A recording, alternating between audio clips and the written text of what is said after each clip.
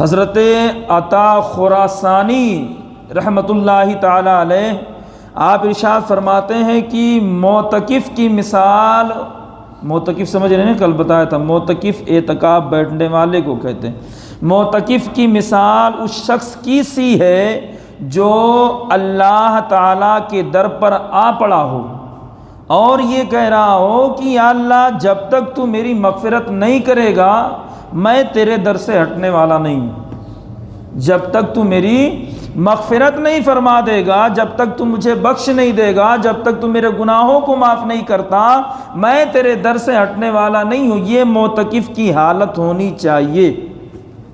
معتکف یہی ارادہ، یہی نسبت لے کر کے آتا ہے رب کی بارگاہ میں کہ میں پورے 10 دنوں میں اپنے گناہوں کی اور اپنے محلے کے لوگوں کے گناہوں کو معاف کراؤں گا۔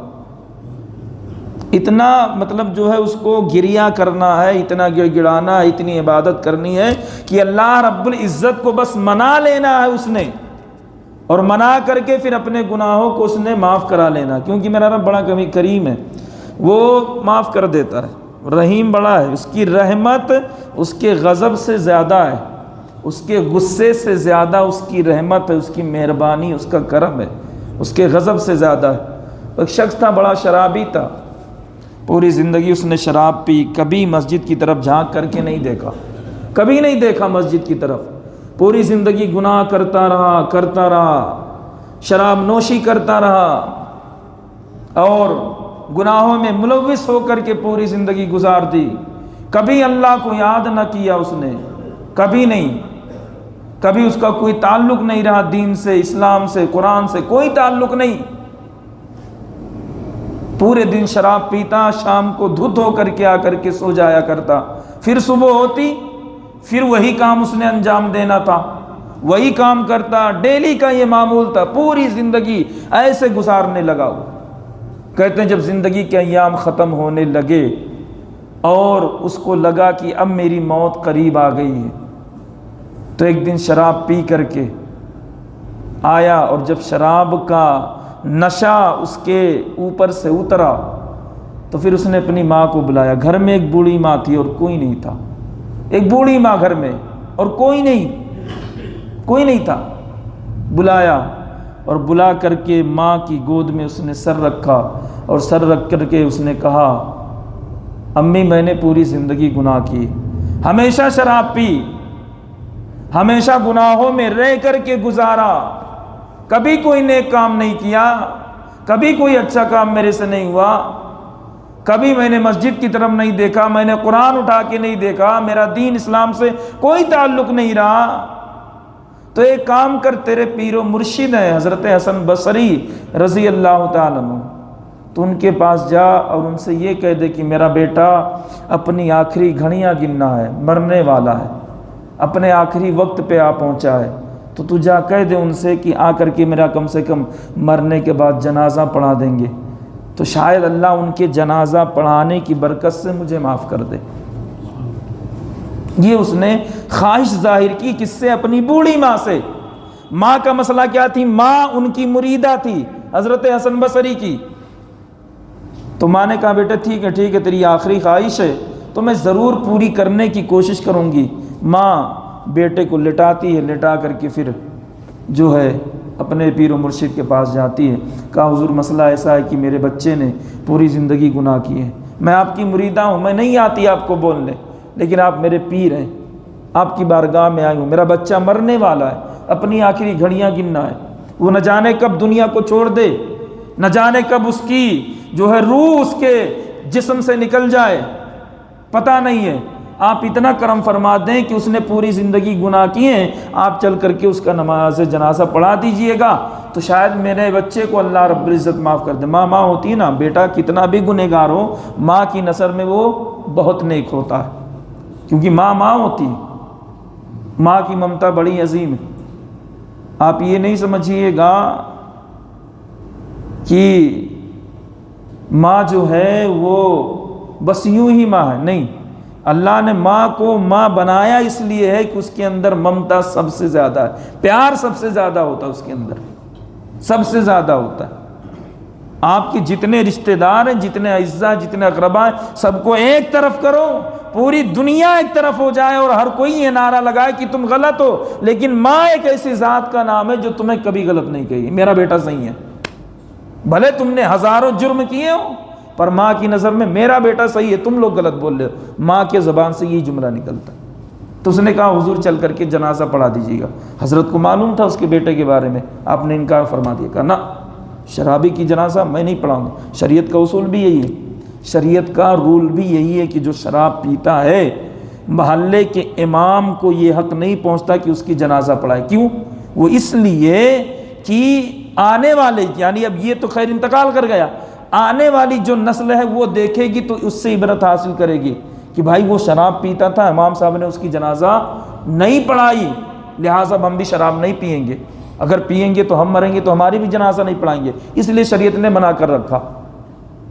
تو حضرت نے منع فرما دیا کہ میں نہیں پڑھاتا، اب اس نے پوری زندگی گناہ کی، میں نہیں پڑھاتا، چل جا۔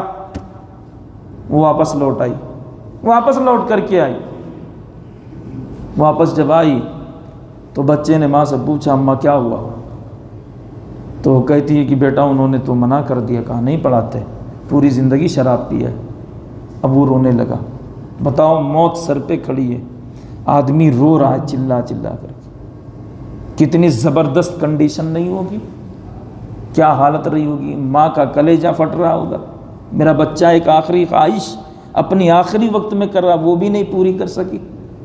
تو بچے نے کہا ماں یہ ایک بات بتا تو مجھے، اگر اللہ رب العزت قیامت کے دن میدان محشر میں میری قسمت کا فیصلہ، میرے جنت اور جہنم میں جانے کا فیصلہ تیرے حوالے کر دے، یعنی تجھے مالک بنا دے میرا کہ تو اپنے بچے کو کہاں ڈالے گی، جنت میں یا جہنم میں؟ بچہ سوال کرتا ہے ماں سے کہ اگر میدان محشر میں اللہ رب العزت میری قسمت کا فیصلہ اے امی تجھے دے دے اور یہ کہے کہ تو اپنے بچے کو لے جا جہاں ڈالنا ہے ڈال، جنت میں ڈال یا جہنم میں ڈال، تو کیا کرے گی؟ تو کیا کرے گی؟ تو ماں کہتی ہے بیٹا میں تو تیری ماں ہوں نا، اگرچہ تو نے جرم کیا، تو نے گناہ کیا، تو نے شراب پی، گناہوں میں ملوث ہو کر کے زندگی گزارا، پر میں تیری ماں ہوں، میں تیری ماں ہوں، میں تو کبھی نہیں چاہوں گی نا کہ تجھے میں جہنم میں ڈالوں، میں تیری ماں ہوں، ہمیشہ میں تو تجھے جنت ہی میں ڈالنا چاہوں گی۔ تو اس کے منہ سے نکلتا ایک جملہ، اس ایک جملے نے اس کی تقدیر بدل دی۔ اس نے کہا جب تم میری ماں ہے اور ایک ماں کی ممتا یہ ہے کہ اتنے گناہ کرنے کے بعد بھی تو مجھے جہنم میں نہیں ڈالنا چاہتی، تو میرا رب تو 70 ماؤں سے زیادہ پیار کرنے والا ہے، وہ کب چاہے گا کہ میں جہنم میں جاؤں؟ کہتے ہیں یہ جملہ نکلنا تھا، اللہ رب العزت کو اس کی یہ ادا اور یہ جملے اور یہ آنسو اتنے پسند آئے کہ اللہ رب العزت نے اسے معاف فرما دیا، اسے معاف کر دیا۔ حضرت حسن بصری کو اللہ رب العزت نے بھیجا، جاؤ جنازہ پڑھا کر کے آؤ۔ کہا پروردگارا وہ تو پوری زندگی گناہ کرتا نا، اس سے کیسے میں جنازہ پڑھاؤں؟ کہا میں نے اسے معاف فرما دیا۔ حضرت حسن بصری آئے، دروازہ کھٹکھٹایا، دروازہ کھولا، بڑھیا گئی دروازہ کھولا، کہا آپ تو کہہ رہے تھے نہیں آؤں گا، کہا اللہ رب العزت نے تیرے بچے کو معاف کر دیا۔ تو میرا رب بڑا کریم ہے، لیکن اس بات کو بھی یاد رکھنا اگر وہ کریم ہے وہ غیرت مند بھی ہے، وہ اگر ستار ہے بخش دیتا ہے، چھپا دیتا ہے گناہوں کو، غفار ہے معاف کر دیتا ہے، تو جبار بھی ہے وہ، تو اگر وہ بخشنے والا ہے معاف کرنے والا ہے تو وہ پکڑنے والا بھی ہے، پکڑتا بھی ہے۔ ہمیں بار بار مہلت نہیں ملے گی، بار بار ہمیں وقت نہیں ملے گا، نہیں ملے گا، یہ بار بار رمضان بھی ہمیں میسر نہیں آئے گا۔ اصل میں ہوتا یہ مسئلہ کہ اگر میں کچھ بولتا ہوں، کوئی چیز اگر نکل گئی زبان سے تو لوگ بڑا اسے پکڑ لیتے ہیں، امام صاحب نے ایسا بولا، یہ بڑا پکڑتے ہیں لوگ۔ وہیں پر میں 1.5 سالوں سے چلا چلا کر کے بول رہا ہوں، کوئی اگر بات میں بولوں کچھ نکل جائے زبان سے تو لوگ بڑے امام صاحب نے ایسا بولا ہے یہ، لیکن اگر میں وہیں پر 1.5 سالوں سے چلا چلا کر کے بول رہا ہوں نماز پڑھو، تو یہ بات آپ کیوں نہیں پکڑ رہے؟ کچھ غلط اگر منہ سے نکلے تو بڑا پکڑ لیتے ہیں، سارے اس پہ جو کھڑے ہو جائیں گے امام صاحب نے ایسا بولا، لیکن یہ بھی تو میں بول رہا ہوں، یہ بھی تو دیکھو، بس ایک ہی بات، یعنی کوئی نقص نکلے تو اسے پکڑو، اور 1.5 سالوں سے چلا چلا کر کے بولنا نماز پڑھو نہیں چھوڑنا، تو اس پہ تو اسے نہیں پکڑ رہے ہو آپ، اسے بھی تو پکڑو۔ تقاضا کیا ہے تمہارا؟ انصاف یہ ہے نا کہ جو بھی امام صاحب بولے اسے پکڑنا ہے، یہ ایسا تو نہیں ہے کہ صرف غلطیاں پکڑنی ہے، نہیں، ساری چیزوں کو پکڑنا ہے آپ نے، تب پھر انصاف ہوتا ہے نا۔ یہ کیا کہ صرف آپ نے جو ہے خامیاں دیکھ لیں، خامیاں صرف نہیں پکڑنی ہے، ہر چیز پکڑنا۔ اگر آپ پکڑ رہے ہو تو ساری باتوں کو لینا ہے آپ نے، صرف ایک بات نہیں لینی۔ میں بارہا یہی کہتے آ رہا ہوں، ہمیشہ سے کہہ رہا ہوں کہ دیکھیں وقت نہیں ملتا ہمیشہ، اگر وقت ملا ہے تو قدر کریں، غنیمت کریں۔ حضرت مولا کائنات فرماتے ہیں الوقت کالسیف، وقت تلوار کی طرح، اگر تم اسے نہیں کاٹو گے تو یہ تمہیں کاٹ دے گا۔ فرمایا وقت تلوار کی طرح ہے، اگر تم نے اسے نہیں کاٹا نا تو یہ تمہیں کاٹ دے گا۔ تو یوں ہی نہیں گنوانا ہمیں، اپنے اوقات کو یوں ہی نہیں گنوانا۔ اللہ نے موقع دیا، ابھی رمضان کا مہینہ چل رہا ہے زکوٰۃ نکالنے کا، ہم عموماً رمضان میں ہی نکالتے ہیں، جبکہ ضروری نہیں ہے کہ آپ رمضان میں نکالیں، آپ کبھی بھی پورے سال میں جب بھی آپ کو لگے کہ نکال دینا چاہیے، میرے پاس اس وقت مال ہے، نکال دیں آپ، زکوٰۃ نکال دیں، کوئی مسئلہ نہیں، کبھی بھی نکال سکتے ہیں۔ صحابہ کرام رمضان کا چاند نکلنے سے پہلے شعبان میں ہی میں پورے زکوٰۃ نکال کر کے رکھ دیتے تھے، یہ صحابہ کا طریقہ تھا۔ وہ نہیں دیکھتے تھے رمضان آئے گا تو نکالیں گے، نہ، پہلے ہی، کیونکہ رمضان میں محتاجوں کو، جو مستحقین ہیں ان کو دینا ہوتا تھا، تاکہ ان کے بھی گھر پہ دسترخوان پہ وہ چیزیں سج سکیں جو ہم کھائیں گے، اس لیے شعبان میں ہی زکوٰۃ نکال دیتے تھے اور رمضان میں سب کے ہاں بٹوا دیتے تھے کہ پورا مہینہ غریب مسکین ہماری طرح چین اور سکون سے کم کھا سکے گا۔ اور یہ بھی ضروری نہیں کہ آپ 1 سال کا ہی نکالیں، اگر اللہ نے آپ کو دولت کی ریل پیل دے رکھی ہے، دولت زیادہ ہے آپ کے پاس، تو آپ 2 سال کا نکالیں، کوئی مسئلہ نہیں ہے، 3 سال کا نکالیں، کوئی مسئلہ نہیں، ایکسٹرا نکالیں، نہیں نکال سکتے ہیں، کوئی مسئلہ نہیں، آپ 2 سال کا اکٹھا نکال دیں، 3 سال کا اکٹھا نکال دیں، چلے گا۔ لیکن ہم تو بس اتنے ہی نکالتے ہیں۔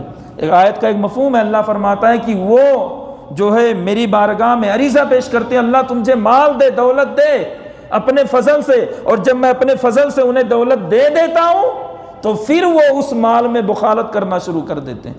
یہ قرآن کی ایک آیت ہے۔ یعنی ہمارا مسئلہ کیا ہے؟ ہمارا مسئلہ ہے کہ اللہ سے ہم بہت مانگتے ہیں، اللہ دولت دے، دولت دے، دولت دے، دولت بہت مانگتے ہیں، لیکن اللہ جب دولت دے دیتا ہے، ہم یہی کہتے ہیں نا کہ دولت دے، میں سب کروں گا، صدقہ کروں گا، خیرات کروں گا، زکوٰۃ دوں گا، کسی کو بھوکا نہیں رہنے دوں گا، غریبوں میں تقسیم کروں گا، مجھے دولت تو دے تو صحیح۔ لیکن وہیں پر جب اللہ رب العزت دولت دے دیتا ہے تو ہم نہیں نکالتے، ہمارے اندر بخالت آ جاتی، بخیل ہو جاتے، ہمارے جیب سے نہیں نکلتا، نہیں نکالتے، ہمارے اندر بخیلی آ جاتی ہے، ہم نہیں نکالتے۔ اسی کو اللہ نے قرآن میں فرمایا کہ میری بارگاہ میں وہ عرض کرتے ہیں اپنے، یا اللہ اپنے فضل سے ہمیں دولت دے، ہم صدقہ کریں گے، خیرات کریں گے، زکوٰۃ دیں گے، مسجدیں تعمیر کروا دیں گے، دنیا بھر کے نیک کام کریں گے، لیکن جب میں دولت دے دیتا ہوں تو پھر نہیں کرتا یہ سب۔ ہمارا یہی حال ہے، ساری سچویشن ہماری یہی کنڈیشن ہے۔ جب ہم کسی مصیبت میں ہوتے نا تو اللہ سے کہتے ہیں یا اللہ تو اس مصیبت سے بس ایک بار نکال دے، میں کبھی نماز نہیں چھوڑوں گا، کبھی روزے نہیں چھوڑوں گا، کبھی کوئی غلط ناکام نہیں کروں گا۔ لیکن جیسے ہی ہم مصیبت سے نکلتے ہیں، کام تو چھوڑو اس کا شکریہ بھی ادا نہیں کرتے۔ یہی ہماری سچویشن ہے۔ کبھی بھی کوئی مسئلہ، کوئی مصیبت آتی نا تو ہم اللہ سے یہی وعدہ کرتے ہیں اللہ ایک بار بس اس مصیبت سے بچا لے تو میں دوبارہ کبھی یہ گناہ نہیں کروں گا، کبھی نماز نہیں چھوڑوں گا، کبھی تیری بارگاہ سے نہیں بھاگوں گا۔ لیکن جو ہی اللہ رب العزت مصیبت سے نکالتا ہے پھر ہم اپنا کیا ہوا وعدہ بھول جاتے ہیں، پھر نماز کیا، ہم اس کا شکر بھی ادا نہیں کرتے کہ تو نے ہمیں اس مصیبت سے نکالا۔ یہ ہماری کنڈیشن ہے، ہر کسی کے ساتھ ایسا ہی مسئلہ ہے۔ ہر کوئی یہی کہتا کہ ہمارا یہ کام ہو جائے تو ہم انشاءاللہ کبھی نماز نہیں چھوڑیں گے، لیکن کام ہوتے ہی نماز کیا، نماز کا نام بھی ہماری زبان پہ نہیں آتا۔ یہ ہمارے مسئلہ ہے۔ زکوٰۃ نکالیں۔ حضور کے پڑوس میں ایک شخص رہتے تھے ثعلبہ کر کے، ثعلبہ نامی ایک شخص تھا، ثعلبہ نامی ایک شخص تھا حضور کی بارگاہ، تو 5 وقتہ حضور کے پیچھے نماز پڑھتے، بڑے غریب تھے بیچارے، گھر میں صرف 2 بکریاں تھیں۔ کتنی؟ بولیے ذرا، گھر میں صرف 2 بکریاں تھیں. آئے حضور کی بارگاہ میں، یا رسول اللہ جو میرے لیے آپ دعا کر دیں، اللہ میرے مال میں برکت دے دے، بڑی غربت ہے. اللہ کے نبی نے فرمایا ثعلبہ جو تیرے پاس ہے اسی میں اللہ کا شکر ادا کر، یہ تیرے لیے زیادہ بہتر ہے. جو بھی تیرے پاس ہے اسی میں تو اللہ کا شکر ادا کر، یہ تیرے لیے زیادہ بہتر ہے. کچھ دن گزرے، حضور کے پیچھے نماز پڑھتے تھے پنجگان، کہ ایک دن پھر آ گئے اور کہا یا رسول اللہ نے دعا فرما دے، غربت بڑی ہے، پریشان ہو جاتا. اللہ کے نبی صلی اللہ علیہ وسلم نے دعا فرما دی. دعا فرمائی حضور نے. کہتے ہیں جب دعا فرمائی تو اللہ کے نبی کی دعا تھوڑی رد ہونی تھی. اللہ کے رسول نے دعا فرمائی، کہا اتنی برکت ہوئی، اتنی برکت ہوئی، اتنی برکت ہوئی کہ ان کو مدینہ چھوڑنا پڑا. ان کے بکریوں میں 2 سے 4، 4 سے 8، 8 سے 12، 12 سے 16، اس طریقے سے. کہتے ہیں اتنی بکریاں ہوئیں کہ اب مدینہ میں جگہ نہیں رہ گئی کہ بکریاں رکھیں کہاں. اب جو پنجگانہ نماز پڑھتے تھے اب ہفتے میں 1 دن حضور کے پیچھے آنے لگے، 1 دن. اب دیکھیں وہی میں نے جو آیت کریمہ پڑھی بتائی نا آپ کو، وہی سچویشن سیم. ہم اللہ سے دعا کرتے ہیں اللہ ہمیں زکات، ہمیں مال دے، ہم کوئی نیک کام نہیں چھوڑیں گے، لیکن مال آتے ہی ہم بھول جاتے ہیں. وہی مسئلہ. کہا اتنی دولت ہو گئی کہ مدینہ چھوڑنا پڑا. اب جو پنجگانہ حضور کے پیچھے نماز پڑھتے تھے اب صرف جمعہ آنے لگے، صرف جمعہ کو آتے. حضور نے پوچھا کہ وہ ثعلبہ نہیں دکھ رہا آتا تھا. لوگوں نے کہا یا رسول اللہ اس کی بکریوں کی تعداد زیادہ ہو گئی، مدینے میں جگہ کم پڑ رہی تو اس نے مدینہ چھوڑ دیا اور جنگل میں رہنے لگا. ابھی وہ تو ہفتے میں 1 دن جمعہ کے دن آتا ہے. کہتے ہیں بکریوں کی تعداد اور بڑھ گئی. دعا میرے مصطفیٰ نے کی تھی، دعا میرے آقا نے کی تھی. کہا کہ بکریوں کی تعداد اور بڑھنے لگی اور بڑھنے لگی. اب جنگل بھی چھوٹا پڑنے لگا تو انہوں نے پہاڑ اپنا لیا، پہاڑ اپنا لیا، پہاڑوں میں رہنے لگے. اب کیونکہ پوری وادی میں بکریاں نہیں تھیں تو پہاڑوں کے کنارے کو اپنا لیا، پہاڑوں میں رہنے لگے. تو کہتے ہیں کہ اب جمعہ جو آتے تھے جمعہ بھی چھوٹ گیا. مہینے میں کبھی کبھار آیا، وہ بھی آیا تو آیا نہیں تو نہیں آیا. کہتے ہیں کہ اتنے میں جو ہے اللہ کے نبی صلی اللہ علیہ وسلم نے وہ دن آ گئے کہ زکوٰۃ کی وصولی کے لیے صحابہ کرام کو بھیجا کہ سب کے پاس جاؤ، زکوٰۃ جن جن لوگوں کا نکلتا ہے لے کر کے آؤ. حضور نے چند صحابہ کرام کو ثعلبہ کے پاس بھی بھیجا کہ جاؤ ثعلبہ سے بولو کہ تمہارے اوپر جو ہے زکوٰۃ نکلتا ہے، زکوٰۃ کی ادائیگی کرو. صحابہ کرام ثعلبہ کے پاس پہنچے. ثعلبہ اللہ کے نبی صلی اللہ علیہ وسلم نے زکوٰۃ کی رقم مانگی، زکوٰۃ کی ادائیگی مانگی ہے، کتنا زکوٰۃ نکالتے ہو. اب انہوں نے کیلکولیٹ کیا، ظاہر سی بات اگر بکریاں زیادہ ہوں تو زکوٰۃ بھی زیادہ ہی نکلے گا.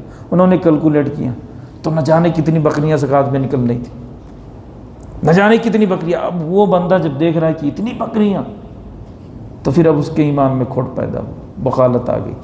بخالت آئی. جب بخالت آئی تو کیا کیا اس نے کہا کہ ٹھیک ہے آپ لوگ جائیے، میں آ کر کے بعد میں حضور سے بات کر لوں گا. اب دیکھیں یہ کہنا تھا کہ اللہ رب العزت نے اپنے محبوب کی بارگاہ میں یہ آیت کریمہ اتاری کہ محبوب وہ بار بار میری بارگاہ میں کہتے مجھے مال دے، مجھے مال دے، مجھے مال دے، اور جب میں مال ادا کر دیتا ہوں ان کو دے دیتا ہوں تو پھر میری بارگاہ میں خرچ کرنے سے وہ اتراتے ہیں، بخالت کرتے ہیں. اللہ نے آیت اتار دی کہ اس کا مال قبول نہیں کرنا، نہیں قبول کرنا. تو کہتے ہیں کچھ دنوں بعد ثعلبہ آیا حضور کی بارگاہ میں، یا رسول اللہ غلطی ہو گئی، زکوٰۃ قبول کرنے. اللہ کے نبی فرمایا نہ، نہیں قبول کرتے، لے جا. جب اللہ کے نبی نے معاف فرما، اللہ کے نبی نے انکار کر دیا تو اس نے خاک اٹھایا زمین سے اور یوں سر پہ ڈالتا ہوا نکل گیا، واپس چلا گیا. ارے میں یار جسے مصطفیٰ کریم نے رد کر دیا ہو پوری دنیا مل جائے تو اس کا قبول نہیں کروا سکتی نا، نہیں قبول کروا سکتی. تو فرماتے ہیں کہ وہ چلا گیا. پھر حضور کے انتقال فرما جانے کے بعد، اس دنیا کو چھوڑ جانے کے بعد، حضرت ابو بکر کے دور میں، آپ کے دور خلافت میں وہ آیا اور اس نے کہا کہ ابو بکر آپ میرے زکوٰۃ کا مال قبول کریں. فرمایا جسے مصطفیٰ کریم نے ٹھکرا دیا اور جس کے مال کو ابو بکر قطعی اس کے مال کو نہیں لے سکتا، تو لے جا، واپس نہیں چاہیے. پھر چلا گیا. حضرت عمر کا دور آیا. حضرت عمر کے دور میں پھر وہ اپنے مال کو لے کر کے آیا، بکریوں کا پورا گاؤں لا کر کے چھوڑ دیا، پورا شہر. عمر زکوٰۃ قبول کرنے کا نہیں، جس کی زکوٰۃ کو، جس کے مال کو اللہ نے اور اس کے رسول نے اور ابو بکر نے ٹھکرا دیا، عمر قطعی نہیں قبول کرے گا، لے جاؤ، نہیں چاہیے.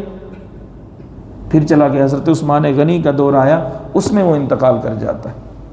علماء کرام نے اس پہ بحث کی کہ آخر اس کا مال کیوں نہیں قبول ہو رہا تھا. تو کہا کہ اس کے دل میں یہ نہیں تھا کہ میں اللہ کے لیے دے رہا ہوں، بلکہ وہ اس لیے زکوٰۃ لے کر کے آ رہا تھا کہ لوگ مجھے کیا کہیں گے۔ اگر وہ اللہ کی رضا کے لیے لاتا تو حضور ضرور قبول فرما لیتے، لیکن اس کے دل میں یہ چل رہا تھا کہ میں زکوٰۃ نہیں دوں گا تو لوگ کیا بولیں گے۔ تو ہمیں لوگوں کے ڈر سے کہ لوگ کیا کہیں گے، لوگ کیا سمجھیں گے، قطعی نہیں۔ ارے لوگ جائیں، وہ ہمارے ساتھ قبر میں تھوڑی جائیں گے۔ لوگ جو کہنا کہیں، ہمیں تو بس اللہ کے لیے کرنی، میرا رب دیکھ لے ہم نے اچھا کام کیا، دنیا دیکھے نہ دیکھے ہمیں اس سے کیا ہے، رب دیکھ لے وہی کافی ہے۔ اس نے دیکھ لیا تو یہ سمجھو کہ پوری کائنات نے دیکھ لیا۔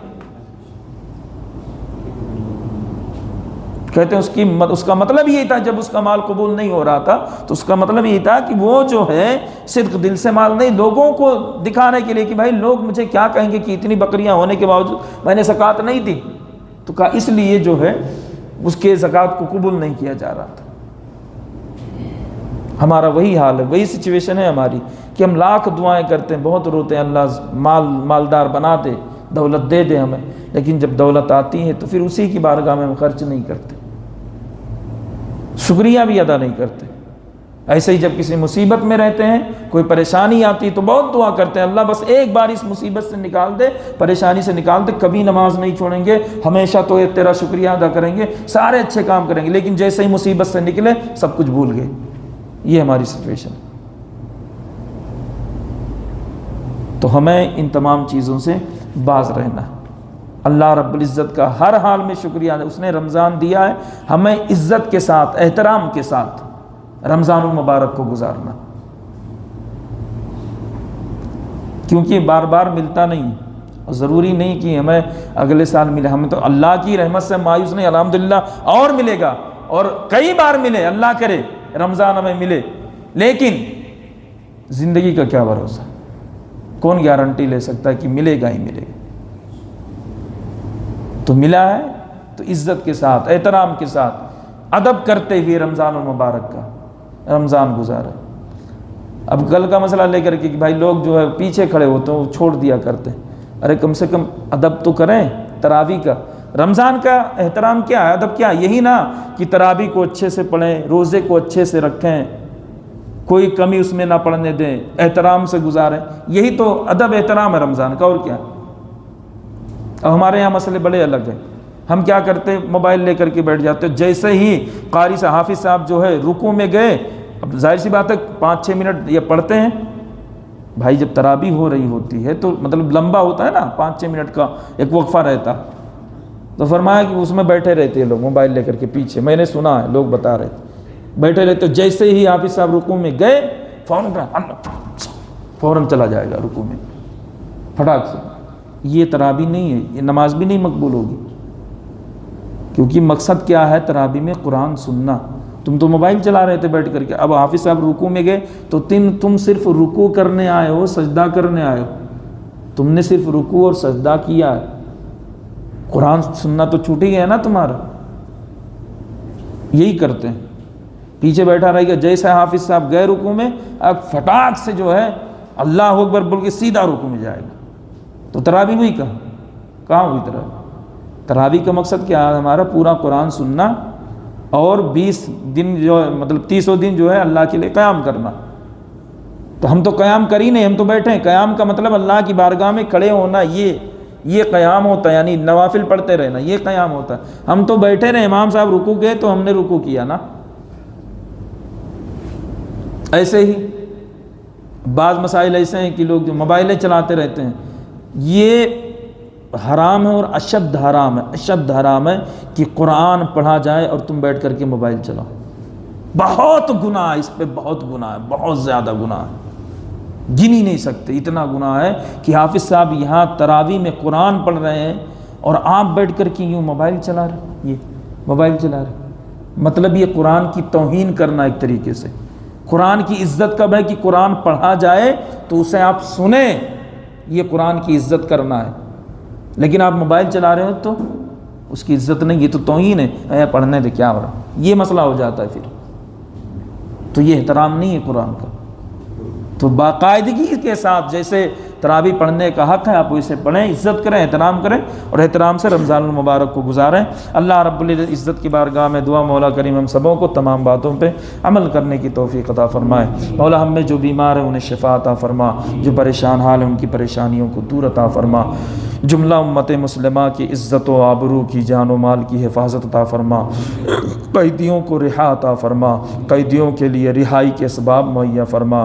پروردگار عالم خص الخاص حضرت مولانا مفتی سلمان اظہری صاحب قبلہ مد ظلہ العالی ان کے رہائی کے اسباب مہیا فرما۔ مولا کریم فلسطینی بھائیوں کی حفاظت عطا فرما۔ سبحان ربک رب العزت عما یصفون وسلام علی المرسلین والحمد للہ رب العالمین۔